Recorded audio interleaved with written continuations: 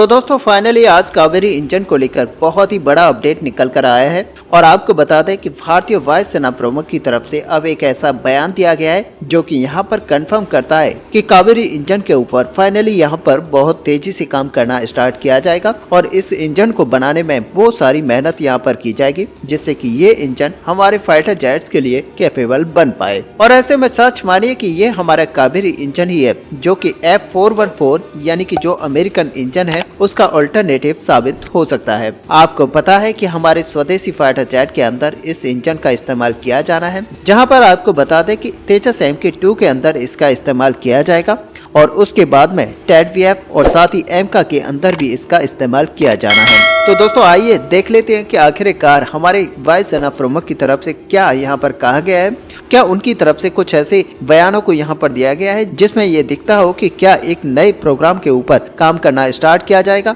या फिर कावेरी के ऊपर ही काम करना स्टार्ट कर दिया जाएगा और समय रहते कावेरी को ही यहाँ पर मॉडिफाई करते हुए इस तरीके से कैपेबल बनाया जाएगा कि यहाँ पर अमेरिकन इंजन यानी कि F414 इंजन को रिप्लेस किया जा सके। ऐसे में दोस्तों सबसे पहले आप ये समझिए कि जेट इंजन प्रोग्राम भारत के लिए कितना ज्यादा इम्पोर्टेंट है। ऐसे में आप इस बात का अंदाजा लगा सकते हैं कि तेजस MK2 हो या फिर TEDVF हो या फिर एमका मार्क 1 हो, इन सभी में बड़ी संख्या में इंजन्स की जरूरत पड़ने वाली है और हम सभी काफी अच्छे से जानते हैं कि हमें अगर सही मायने में आत्मनिर्भरता को हासिल करना है तो ये हम तभी हासिल कर पाएंगे जब हमारे पास खुद का इंजन मौजूद होगा। अब दोस्तों ऐसा भी नहीं है कि भारत के अंदर इंजन डेवलपमेंट का प्रयास नहीं किया गया हो। लाइट कॉम्बैक्ट एयरक्राफ्ट तेजस को ध्यान में रखते हुए वर्ष 1989 में कावेरी इंजन प्रोग्राम की शुरुआत की गई थी और वो इस उद्देश्य के साथ की गई थी कि आज नहीं तो कल लाइट कॉम्बैक्ट एयरक्राफ्ट तेजस के अंदर हम अपने कावेरी इंजन का इस्तेमाल करेंगे और इसको इतना सक्षम बनाया जाना था कि 80 से 83 किलो न्यूटन तक की थ्रस्ट को ये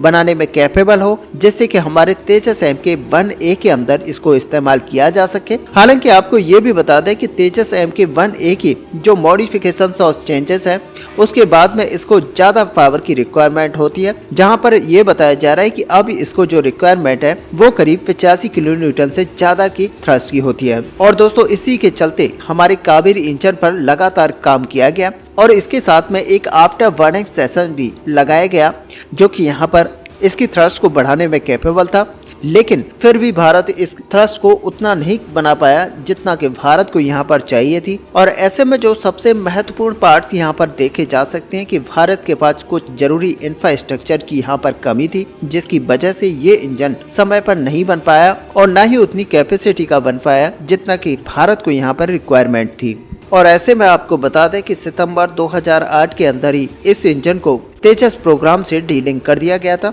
हालांकि इसके लिए आपको बता दें कि करीब 13 वर्ष का लगातार काम किया गया और उसके बाद में भी इस इंजन को विकसित नहीं किया जा सका। लेकिन आपको बता दें कि GTRE ने अपने आप को यहाँ पर ये कहकर डिफेंड किया था कि हमारे पास इस इंजन को लेकर कई सारे साजो सामान नहीं है और इसके कुछ ऐसे पार्ट्स जो कि भारत के अंदर नहीं बनाए जाते हैं जिसकी वजह से ये इंजन यहाँ पर तैयार नहीं हो पाया। हालांकि ऐसा भी नहीं है कि गैस टरबाइन रिसर्च एस्टेब्लिशमेंट की तरफ से यहाँ पर पूरी तरह से फेल दिखा दिया गया हो, बल्कि उन्होंने यहाँ पर कई सारी अचीवमेंट को हासिल किया और ये पहला अटेम्प्ट था जब भारत के अंदर इस तरीके के इंजन को विकसित करने का प्रयास किया गया था। और इस दौरान भी अब तक तकरीबन 6 प्रोटोटाइप यहाँ पर तैयार किए जा चुके हैं और 4 कोर इंजन्स को भी यहाँ पर बनाया जा चुका है और इनसे तकरीबन 3200 घंटे की टेस्टिंग यहाँ पर पूरी हो चुकी है। और ऑलरेडी हम यहाँ पर जानते हैं कि गोदरेज के द्वारा कावेरी इंजन को बनाया जा रहा है जो कि 2025 तक डिलीवर कर दिया जाएगा। उसके बाद में ये फाइनल सर्टिफिकेशन से गुजरेंगे और जैसे ही इन्हें सर्टिफिकेशन प्राप्त होगा इनका जो इंटीग्रेशन है ये लाइट कॉम्बैक्ट तेजस एयरक्राफ्ट के साथ किया जाएगा,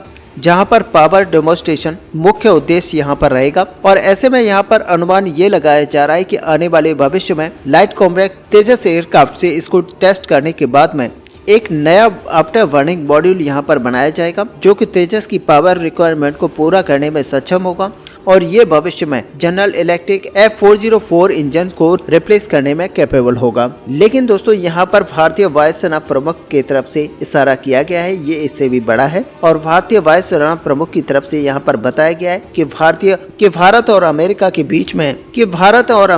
बीच में जो F414 इंजन को लेकर समझौता किया गया है ये एक गेम चेंजर डील है, क्योंकि ये हमारे next generation fighter jet aircraft को पावर्ड करने वाले इंजन होंगे। लेकिन हम इस चीज को लेकर भी यहाँ पर कॉन्फिडेंट हैं कि आने वाले समय में हम लोकली यहाँ पर ऐसे इंजन को मैन्युफैक्चर कर पाएंगे जो कि F414 क्लास के होंगे, यानी कि वो यहाँ पर 98 से 100 किलोन्यूटन की थ्रस्ट को जनरेट करने में कैपेबल होंगे। और ऐसे में जो हमारी डिपेंडेंसी है इम्पोर्टेंट, कॉम्पैक्ट और इम्पोर्टेड इंजन के ऊपर, ये भी काफी कम होने वाली है, क्योंकि हमारे कावेरी इंजन जब यहाँ पर बनकर तैयार हो जाएंगे तो इनसे F414 इंजन को रिप्लेस कर दिया जाएगा। और ऐसे में आपको बता दें कि उनकी तरफ से ये भी कहना है कि इसके लिए जो स्ट्रेटजी है यहाँ पर बनाई जा रही है और आने वाले भविष्य में मार्ग यहाँ पर प्रशस्त किए जाएंगे, जहाँ पर हम अपने मिलिट्री एयरक्राफ्ट के लिए इन इंजन को स्वदेशी तौर पर भारत के अंदर ही निर्मित कर पाएंगे। और अब दोस्तों अगर हम यहाँ पर बात करें F414 इंजन की, तो ये अभी तेजस MK2 के लिए सबसे ज्यादा इम्पोर्टेंट है। और ये सच है कि जनरल इलेक्ट्रिक बहुत ही जल्द भारत के अंदर हिंदुस्तान एरोनॉटिक्स लिमिटेड के साथ मिलकर इस इंजन के निर्माण को शुरू करेगी। और ये सच है कि पहली बार भारत के द्वारा हमें किसी इंजन के साथ 80% तक TOT भारत के अंदर आती हुई दिखाई देगी। ऐसे में दोस्तों आपको बता दें कि 80% टेक्नोलॉजी अमेरिका भारत को इस इंजन के रूप में ट्रांसफर करने वाला है। हालांकि ये जो टेक्नोलॉजी है वो चरणबद्ध तरीके से यहाँ पर प्रदान की जाएगी। और इसके साथ ही भारत ने यहाँ पर एक और चीज के लिए इंसिस्ट किया हुआ है कि इसके लिए जितने भी क्रिटिकल कंपोनेंट्स हैं इनका निर्माण भी भारत के अंदर किया जाएगा, यानी कि उनके लोकल प्रोडक्शन पर जोर दिया गया है ताकि किसी भी प्रकार से ये प्रोग्राम यहाँ पर प्रभावित ना हो। ऐसे में जो सप्लाई चेन है यहाँ पर बनी रहे। और इसका एक फायदा यहाँ पर यह भी होगा कि जब इन पार्ट्स और कंपोनेंट्स को भारत के अंदर प्रोडक्शन किया जाएगा तो इसकी जो एक्सपर्टाइज है वो यहाँ पर भारत को काफी ज्यादा मिलेंगी। और आने वाले भविष्य में भारत इन एक्सपर्टाइज का यूज करते हुए अपने स्वदेशी इंजन डेवलपमेंट प्रोग्राम में यूज कर पाएगा, क्योंकि भारत के पास एक जरूरी जो सप्लाई चेन होनी चाहिए वो पहले से उपलब्ध होगी, क्योंकि इंजन कंपोनेंट्स और पार्ट्स का जो निर्माण करने के योग्य होगी। और ऐसे में हमारे वायुसेना प्रमुख ये मानते हैं कि ये भारत के फ्यूचर इंजन प्रोग्राम के लिए बहुत ज्यादा महत्वपूर्ण होगा। अब दोस्तों यहाँ पर अगर TOT की बात की जाए जो कि F414 इंजन के साथ भारत के अंदर आएगी, तो इसमें एक लोकल सप्लाई चेन को भी क्रिएट किया जाएगा ताकि इंजन डेवलपमेंट यहाँ पर आसान किया जा सके। ऐसे में जो डोमेस्टिक इंडस्ट्रीज हैं इनकी यहाँ पर काफी ज्यादा हेल्प ली जाएगी। और जो हमारी प्राइवेट और सरकारी कंपनियां हैं जो कि लोकल रूप से यहाँ पर काम करती हैं, उनको इस इंजन के पार्ट्स को बनाने के काम पर लगाया जाएगा। अब यहाँ पर दोस्तों अगर ये पूछा जाए कि क्या कावेरी का एक इनहेंस वेरिएंट यहाँ पर निर्माण किया जा रहा है, तो आपको बता दें कि गैस टरबाइन रिसर्च एस्टेब्लिशमेंट के द्वारा किसी भी तरह का कोई डॉक्यूमेंट अभी तक पब्लिश नहीं किया गया है।